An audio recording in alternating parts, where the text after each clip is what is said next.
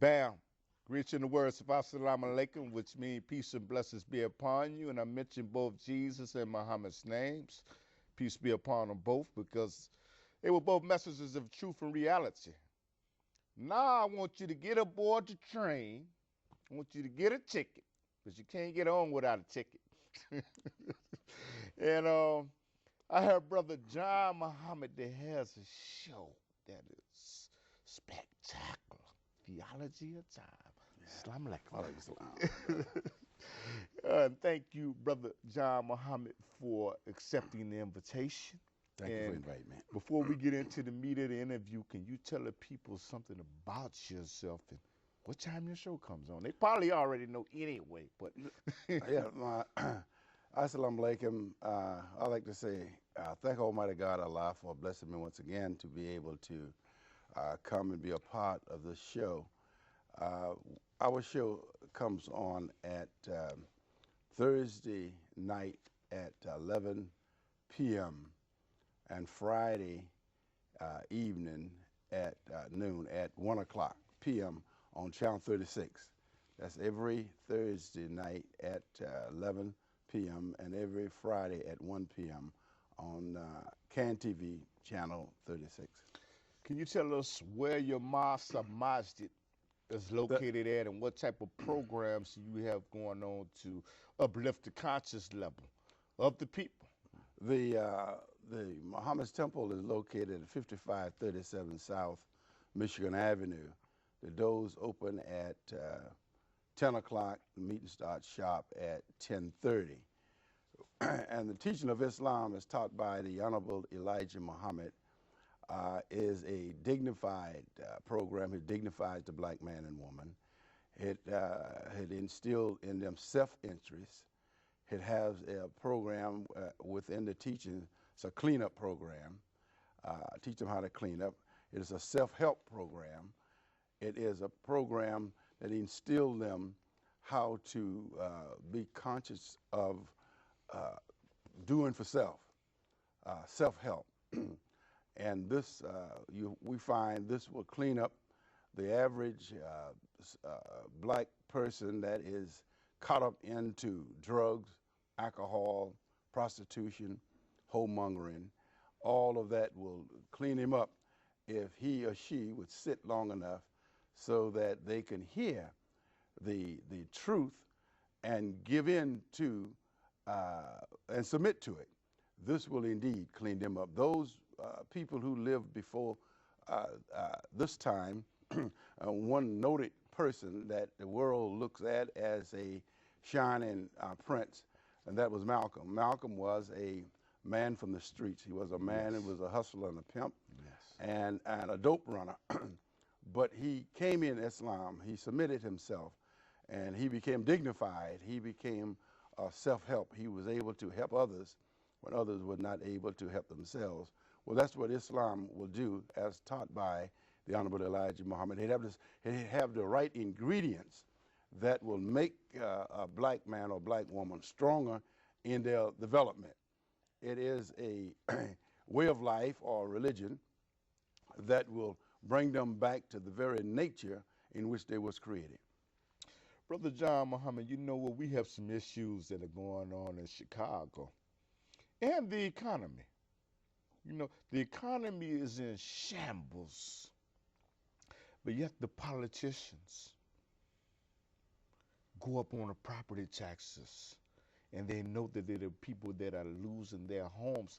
Why are they so insensitive towards the needs of the people if they know that people are losing homes at a record rate?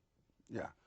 Well, the Honorable Elijah Muhammad taught us so many years ago that there would come a time when the world would be in such bad condition that those whom they would put in office, though the face may be black, that they wouldn't be in office for the good of black people. Wow. They would be in office good for those who look other than us.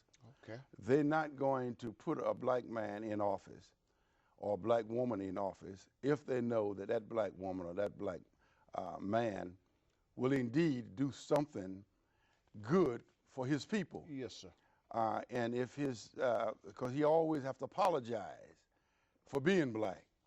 So white people have already made up in their mind when they get ready to run a candidate or put a candidate in office, Yes, sir. they put him up and let him take the blunt of things. When we look and we see the people, how much so that they liked Harold Washington. Harold Yes. Washington was the first black mayor Of Chicago. of Yes. Chicago, and Harold Washington was very brilliant. Yes, sir. But the people, a lot of black people didn't like it. A lot of white people didn't like it. So when the black people was able to pull it off and put him in office, there were so many of those who was white didn't like it. So therefore, they sit on their hands, and he couldn't do anything because black people didn't have no money. It's the white Yes. power structure had the money. So then when Harold Washington had to go back to them, then they said, well, now look, this is the way we do it. You be your black face, Yes. and you talk to your people the way you talk to them when you go in the hood. And when you come to our neighborhood, you talk civilized to our people. Our people are highly educated, and they're civilized. But when you go to your people, you talk about doo-doo Yes. and that kind of stuff. But see, white people and these politicians, they're like whores. Okay. They prostitute themselves. And black people look at them and say, oh, man, this is a good day. How many black people, though we had a black mayor, how many black people became millionaires under the former mayor, Harold Washington? There was so many white people became millionaires. And if you could count two or one Yes, sir. that became a millionaire under Harold Washington, see, this is the kind of thing that they pull. Hoodwinking the people. Hoodwink your people. And this is what is going now. Black people got these houses in the city. They can't, all these taxes going up. It's messing them up. About a 7% cap. I can't afford a 5% cap. But well, you know what, Brother John Muhammad, when there are so many people that are going to be dislocated or lose their homes, the streets are going to be crowded. What are they going to do with the people that are flooding the streets when we get to a chaotic state like that? Well, the Honorable Elijah Muhammad told us this again many years ago, what would happen at the end. We're at the end of a period of time. We're at the end of a world.